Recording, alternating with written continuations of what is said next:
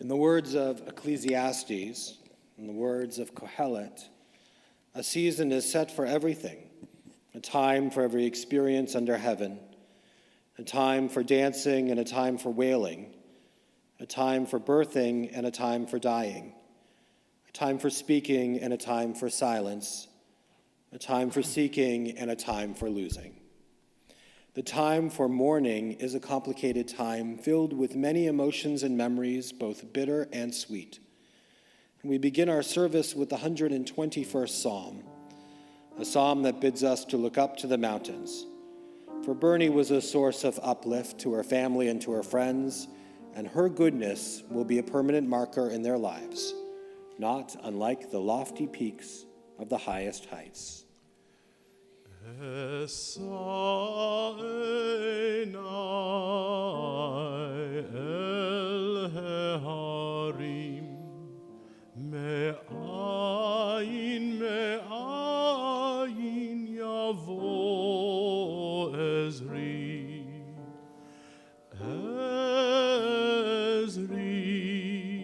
me'im Adonai, oseh shamayim va'aretz.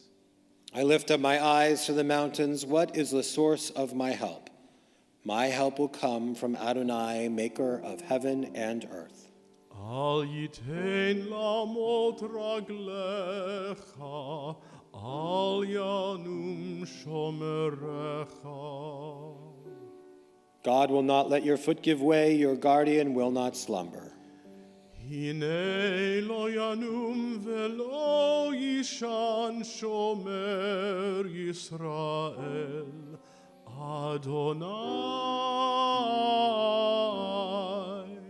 shomerecha, Adonai tzilcha al yad yeminecha.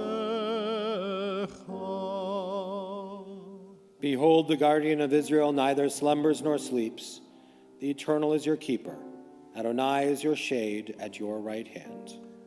Yomam hashemesh lo yakeka, ve'yareach balayla. Adonai yishmor mikol ra, yishmor et nafshecha, yishmor et nafshecha.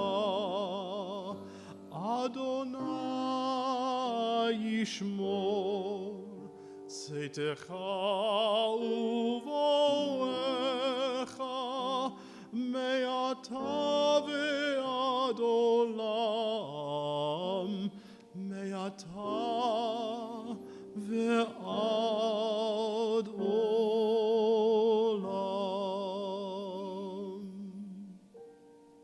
The sun shall not harm you by day, nor the moon at night. God will guard you from all harm. God will protect your being, now and forever. Mourning is the price we pay for having the courage to love others. Even in grief, we know that the wonder of human life is too complex and too magnificent to be memorialized in endless pain.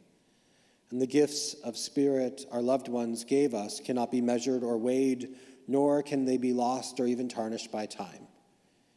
Even in our darkest hours, we know that some of Bernie's light and her warmth will always be with us, bringing comfort and courage, and in the fullness of time, healing and peace. Death has summoned our beloved Bernie Socol, and for her love which united us in life and which death cannot sever, for her companionship which we shared along life's path and which still continues through the tenderness of memory, for the gifts of her heart and mind which brought joy and happiness and now have become a precious heritage of the Spirit. For all these and more, we are thankful. In this time of mourning, we listen to the voice of our sacred scripture that brings us the ever-new message of God's nearness, the 23rd Psalm.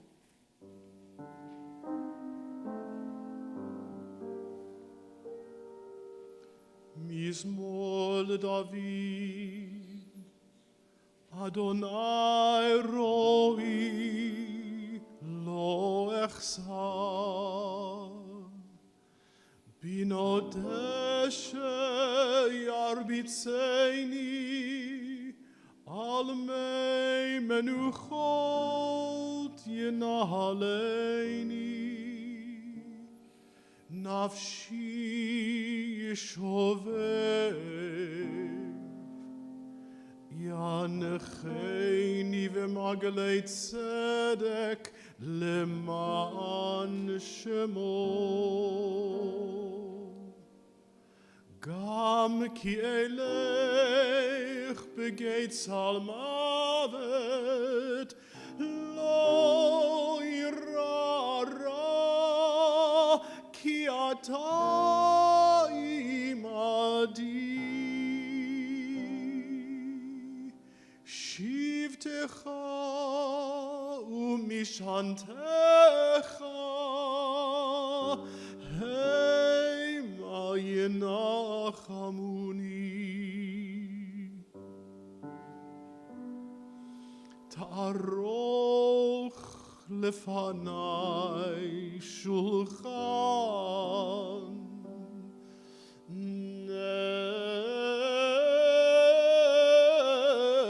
נגד צורריי.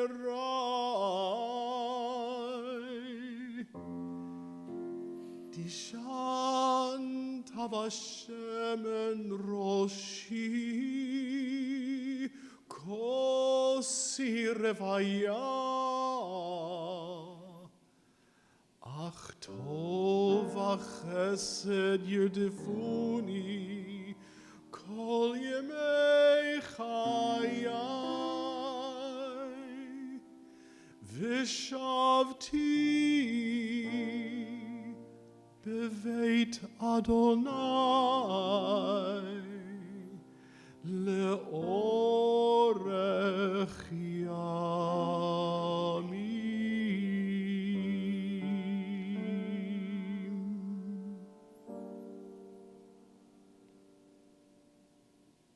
Eternal One, you are my shepherd, I shall not want.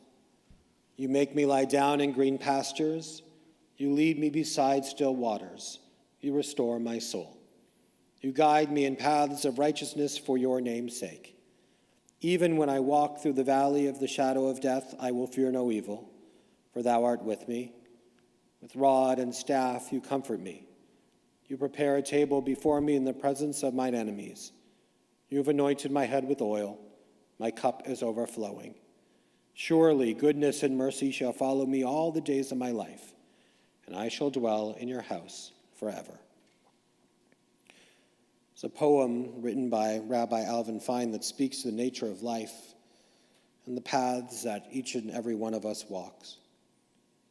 Birth is a beginning and death a destination, but life is a journey, a growing from stage to stage, from childhood to maturity and youth to old age, from innocence to awareness and ignorance to knowing, from foolishness to discretion and then perhaps to wisdom, from weakness to strength or strength to weakness and often back again, from health to sickness and back we pray to health again, from offense to forgiveness, from loneliness to love, from joy to gratitude, from pain to compassion, from grief to understanding, and from fear to faith.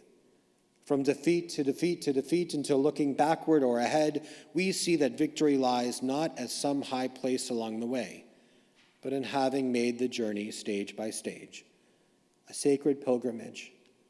Birth is a beginning and death a destination, but life is a journey, one that Bernie took with great goodness, with a love of family and friendship and people in her heart, a sacred pilgrimage made stage by stage to life everlasting. It's now a great privilege to call upon those who will step forward and speak loving words of their mother, of their grandmother, of their aunt. It's meaningful to call forward first Steve, who will be followed by Neil, and then by Camille, and then by Jeremy.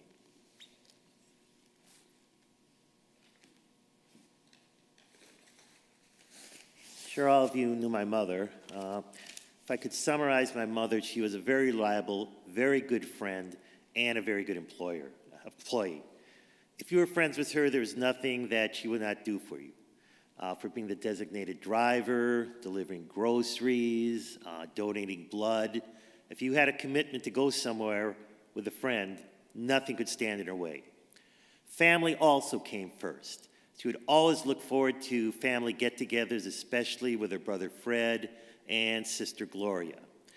She especially looked forward to, in her latter years, see her granddaughter Camille. In the last years, she did a lot of things with Camille, which always brought joy to her life. Her favorite hobby was Thanksgiving. She would actually start planning for it after the 4th of July. This year, I always wanted to say maybe she could make it through one more Thanksgiving. She always enjoyed vacation with families and friends. My mother was a very hard worker. Even when she was in high school, she had an outside job. She spent many years working with my father. And she clerked, she did ordering, she did deliveries. And one of the things she had to do was pick up supplies from the store. So some of these things were pretty heavy. I remember that, when I was away working out of state or in graduate school, in the weeks I was in Milwaukee, I'd always help her doing a pickup. And I always remember, picking up juices. And after that, I go, oh boy, this is a hard job. And I was much younger than her. How did she do that all the time? Well, it finally took a toll. After a number of years, she had to have her knee replaced. So she always did. So she very rarely missed a day of work. She always went at it 100%. In her latter years, she worked for her brother Fred. And she really took that very seriously. I mean, Fred and I will always remember she'd work till 9 o'clock, and then there was a 9:50 p.m. phone call summarizing, what happened that day. When most of us are starting to retire at 65, she actually started her own career at 65. And after decades of working with family, she went out and proved that she could actually work for others.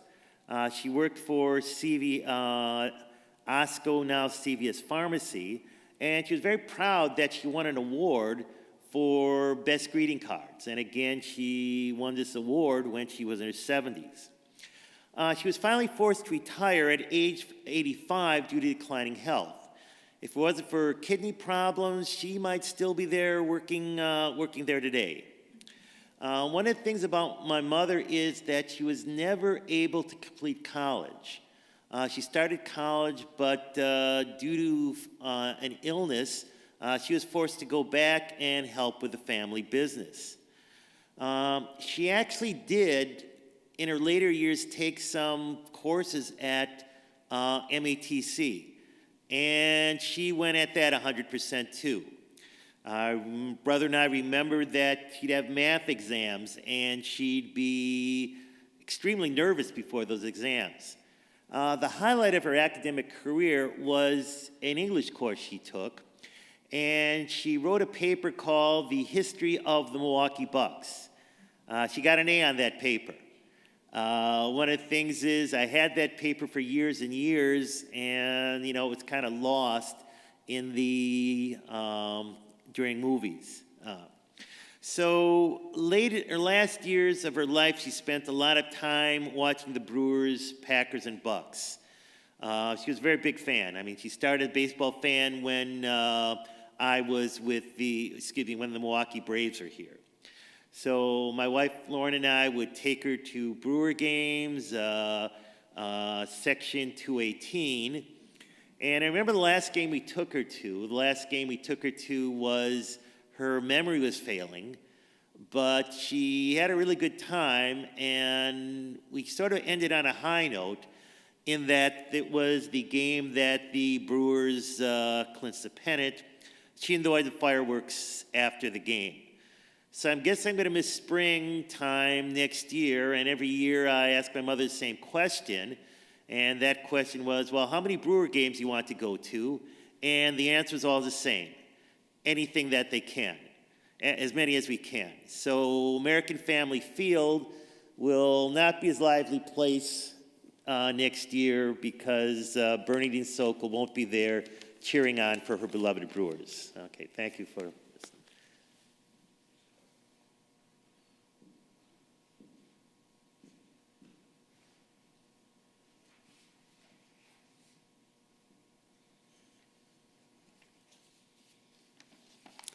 We should have coordinated because I had some of those same stories in my eulogy here, especially about the Bucks paper and the communications course.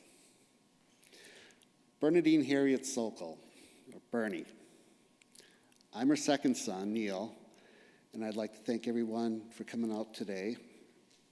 And thank you for those who've expressed their condolences. Your words are very comforting. Family was central to Mom's life. Whenever an extended family member was coming in from out of town, she would urge everyone to get together and go out to a restaurant. Always a restaurant. For similar reasons, Thanksgiving and the Passover holidays were very important to Mom because that's when family came in home. She was thrilled when she became a grandmother at 75. Once a week, she picked up Camille from school and took care of her.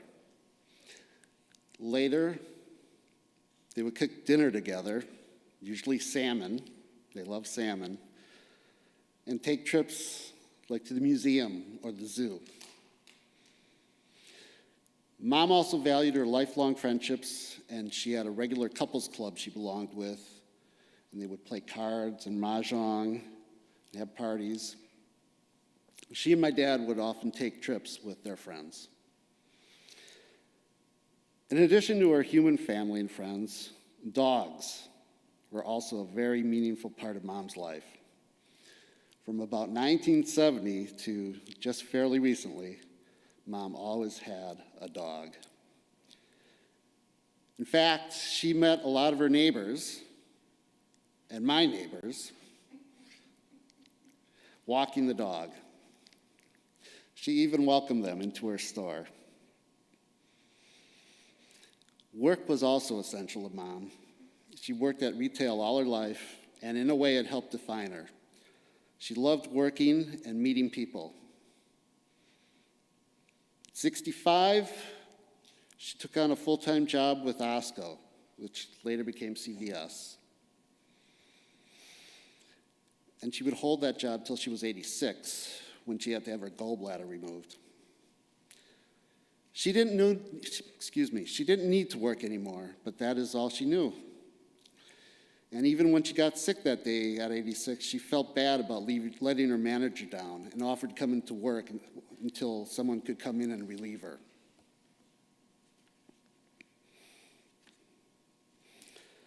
A lot of people I've known over the years knew Bernie from either Riverside Drugs or CVS. Often we'd be out and people would approach her saying they knew her from CVS. When she was in rehab getting her knees replaced, people recognized her. Everywhere, people knew Bernie. Mom also took great pleasure from following sports. While bowling and golf were her games to play, she loved the Bucks, the Brewers, and the Packers, and she passed that on to Steve and myself. She loved talking sports with her customers. She attended lots of Brewers and Bucks games, including this past summer.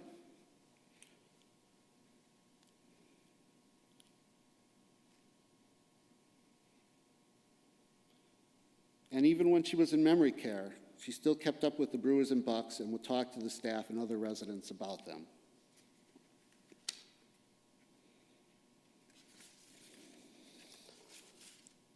The last of Mom's passions that I'm going to talk about today were traveling and especially driving.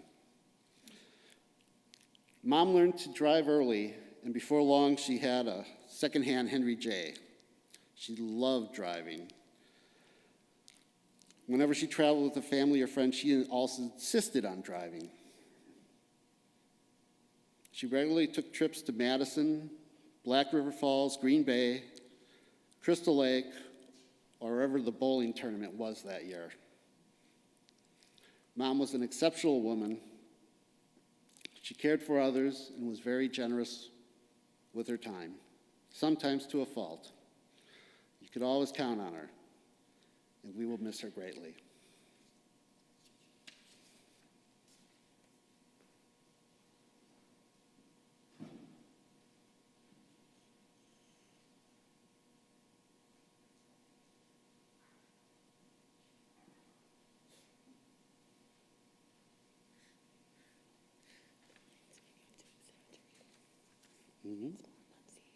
Oh, okay. And I'm going to read Camille's. In the last few years of her life, my grandma always greeted me as her favorite granddaughter. It was an inside joke she had with herself, I think, as I am her only grandchild. Even on days when she couldn't figure out where she was or what was going on, she would always greet me as such, always joking. A lot of the time, if she was laughing at her own jokes or her horrendous singing, which would make anyone laugh. She was a light in my life, as I'm sure she was for you. She was my grandma, the person who would pick me up after school on Tuesdays and make dinner with me, always making sure she got the best fish from Sendex. She was the person who brought me to the store and pick out my birthday gifts and told me to act surprised when they ended up in my lap a few weeks later. She was the person who was mad at me for months, maybe years after I quit band. I still can't be sorry about that one, and while our time together has come to a close, I choose to look at all of the moments she did witness. She attended every piano recital I had. So proud that I had pursued music like her and my dad. We spent practically every birthday I had together, her voice the loudest when singing Happy Birthday. Speaking of birthdays, I have this one memory that's stuck in my head for years. I had my 8th birthday party at a mini golf course. I remember that I was running around playing with my friends, Grandma announcing to everyone that it was only 8 more years until I could drive. There was no one who wanted me to be behind the wheel more than her, constantly asking me if and when I was going to learn, no matter that I was 14 at the time. When I finally did get my license, she was the first person I drove. She liked to complain and grumble and groan, but she was always smiling when I drove her. It was a trade-off for all those years of picking me up. Instead, I would come to get her, walk her out to the car, and drive her across the city for a doctor's appointment, which she was reluctant to go to. We managed. My parents were always so impressed of how good of a mood she was in after I took her to an appointment. I suppose that it was the fact that I always made sure to go through the Culver's drive-thru and get her a shake. She watched me go from a tiny baby she was scared to hold to a junior in high school, so proud that when I won awards for public speaking, working behind the scenes in my school plays, and taking on the role of caring for our dog, Gus, when she couldn't anymore. Having Gus move in with me was one of the toughest things for her. He was her little mutt, even though he was quite literally a purebred Labradoodle. She always used to call me nightly, always asking about him, what he was doing, and the answer was always sleeping, glad that he was in good hands. She trusted me with a lot, but caring for him was probably one of the most important things I could do for her in my eyes. Making sure he was okay gave her peace of mind even when she was in a panic. She was always at peace when she saw him, even on their last visit when they had to hug him goodbye. I understood what she was feeling looking back now. I saw her last week Sunday for the last time. A pit had filled my stomach, something similar to the pit when she was saying goodbye to her dog. The feeling from knowing it might be the last time we'd be seeing each other, but she greeted me as she always did. My favorite granddaughter. She didn't say much that day, but it will forever bring me joy that she kept up with her joke, even in our last meeting. Something that brought me peace after hearing that she was gone was that she finally accepted that it was time to go after I visited her. She was still so scared when I was saying goodbye to her last week. That fear was something she couldn't stop talking about for years. It was the main thing that sent her into a panic. On Thursday, I was told that she had been talking with a counselor, that she was ready to accept death, that she had made peace with her fears, and I like to think she was able to make peace because I told her everything would be okay and that we got to say goodbye. As much as I could never have prepared for her to go, I'm so grateful for almost 16 and a half years I had with my grandma.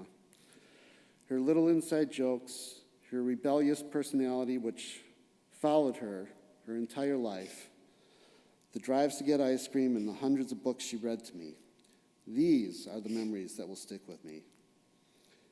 I hope that you are able to focus on the fact that she's gone. Focus on not the fact that she's gone, but all the moments you had with her. She will forever have an impact on my life as she did for everyone she knew. My grandma brought joy to so many people during her time, and I hope that you are able to recall those moments you had with her today. For it's those types of moments that will stick with me forever. I am so grateful for the impact that we had on each other and that she was able to pass on peacefully, knowing how much I love her. It's knowing that I can go on remembering all our happy memories that help me accept that she's gone. Hopefully you will be able to reach acceptance with your happiest memories as well. For it is those memories that will keep her alive in the years to come. Thank you.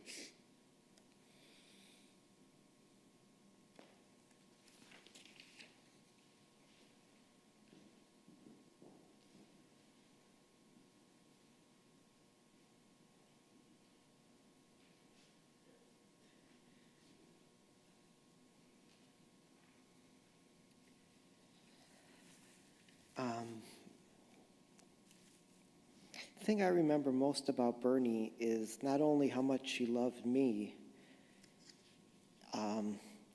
she loved me just like I was one of her own children, but she also felt the same way about my son Eli. She loved him just like he was her own grandchild, and that was really special. Bernie always included me when I was growing up, whether it was going to Madison to visit Neil, Thanksgiving at her home at Servite Woods, and also Bernie came to every milestone in my life. She wouldn't have missed it. Graduations, birthday, my wedding, my son's bris, everything.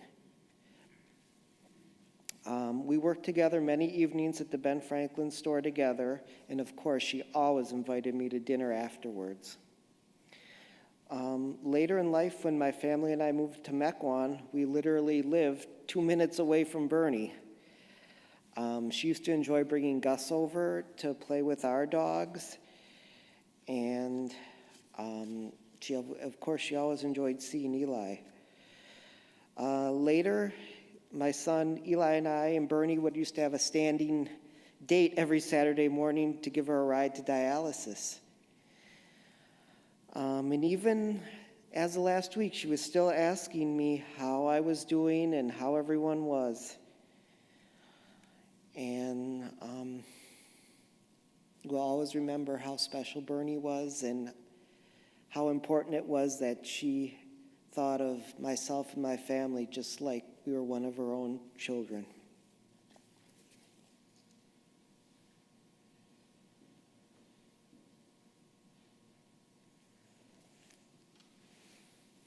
Thank you so much to Steve and Neil and to Camille and Jeremy for these beautiful memories and reminiscences. In our tradition, it is customary to name a child either after a beloved departed relative or for some attribute we would wish to have our child bring forth into the world. And sometimes that child will grow to acquire the traits of the name.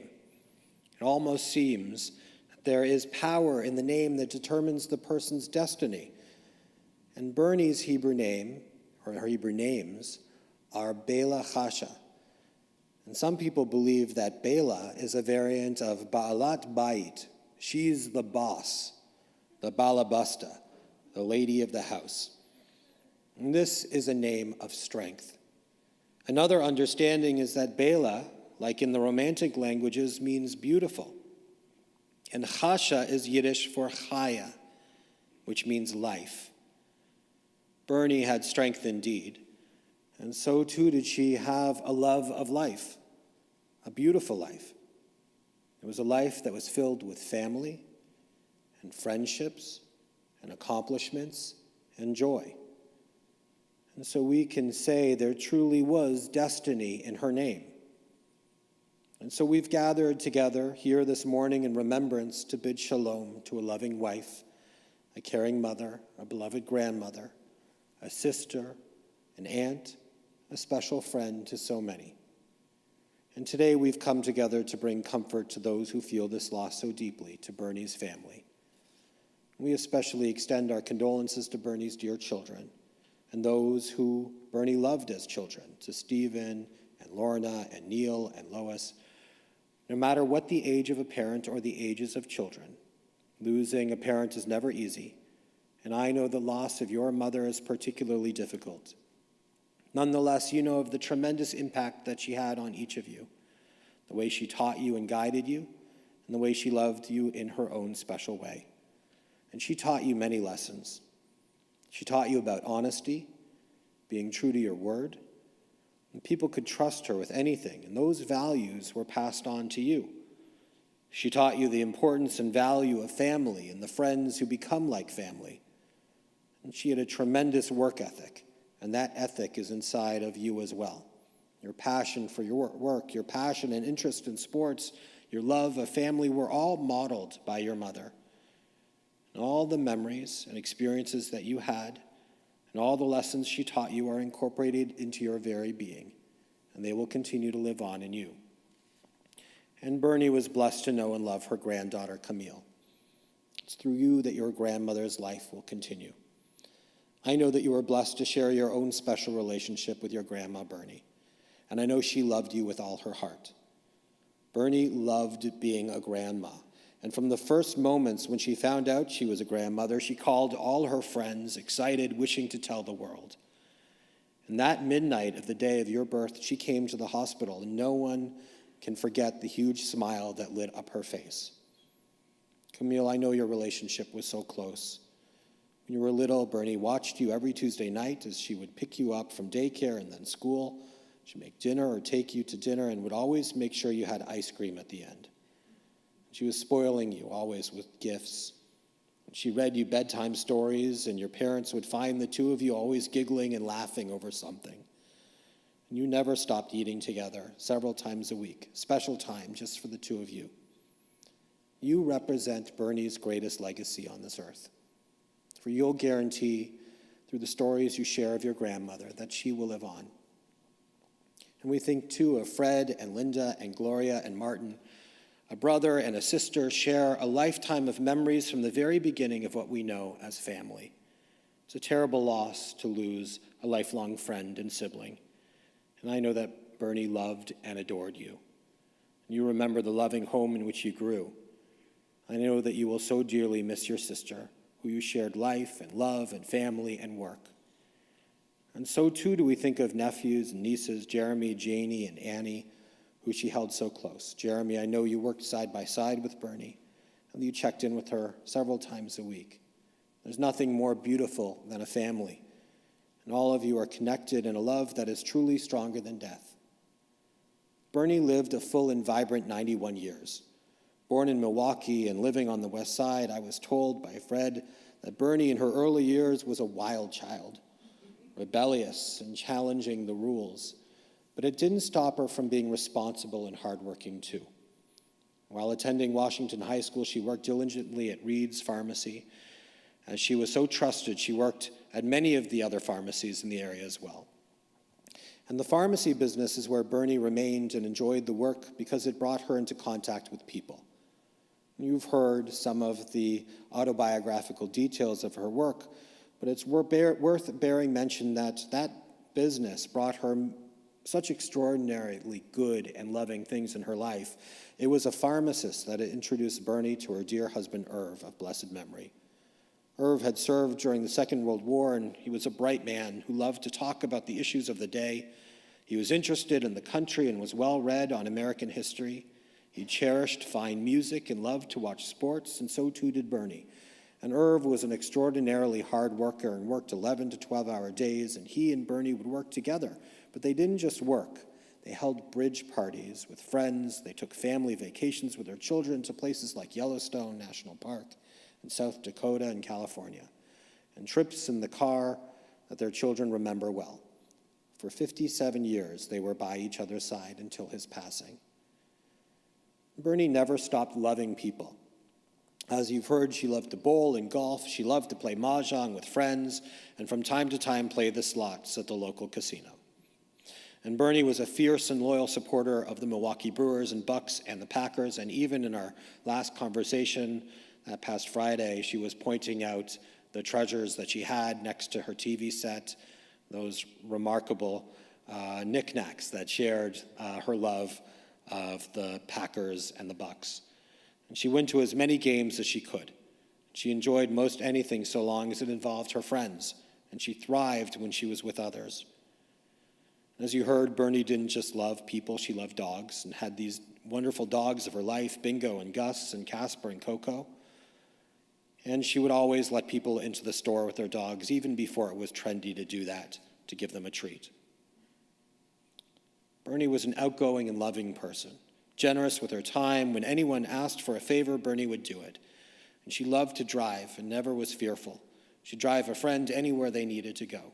And what a great metaphor for her and her life, that she would drive those roads, that she would drive the roads of life accompanied by friends, and she was fearless in doing it.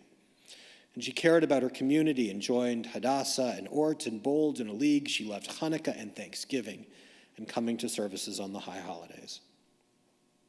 As much as Bernie loved her work and her friends, it was clear that her family was her greatest love. She would make sure that her family, no matter how scattered, would be together for special events, as you've heard, like Thanksgiving. And I know you'll be feeling her presence so strongly as you gather around the Thanksgiving table. You'll always remember how she showered love down upon you with hugs that were warm and loving. All of you here today will feel the void that Bernie's passing leaves in your lives, but she'll never truly be gone. Bernie will live on in the unique memories you have of her and in the stories of her life that you'll continue to share. And in that way, she has truly gained immortality. Bernie lived a life of beauty and goodness, and she was a force to be reckoned with, and her values and ideals will live on. May the name and memory of Bernie Socol therefore abide among us as an eternal blessing, and may the source of peace send peace and comfort to all who mourn among us, and let us say, Amen. Adonai natan v'Adonai lekach yehi shem Adonai mevorach. God has given, God has taken away. Blessed be the name of God. Please take a moment of silence as we remember Bernie.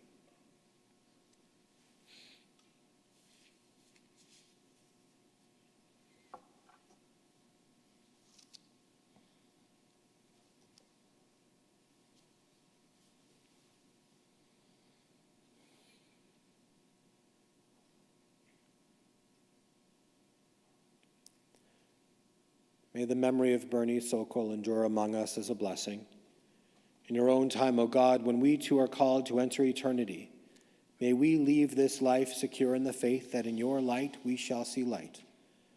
In life and in death we cannot go where you are not, and where you are, hope endures. Sustained by this assurance, we invoke your name, Almighty God, with El Malei Rachamim. Please rise now if you are able.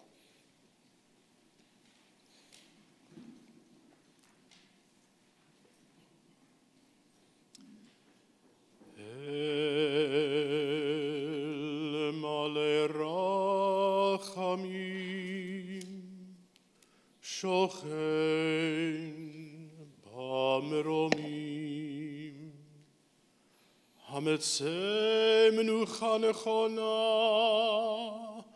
תחת כנפי השכינה.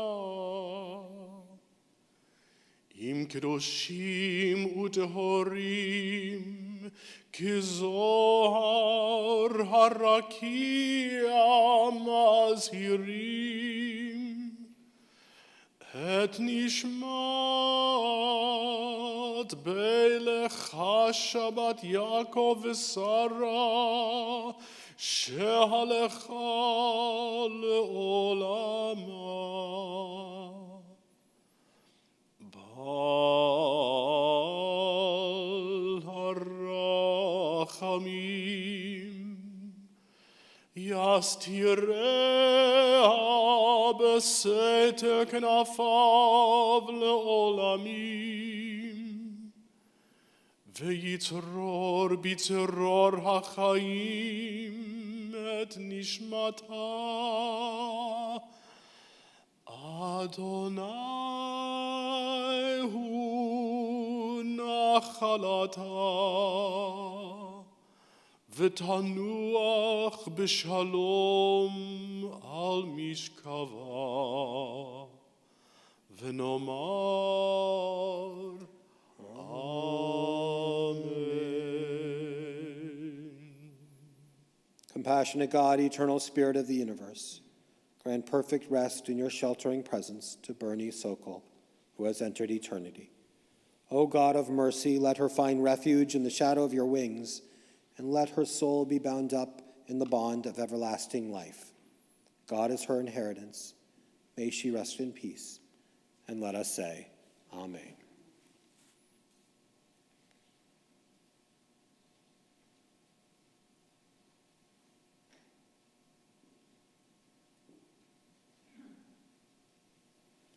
Friends, services will continue at Second Home Cemetery.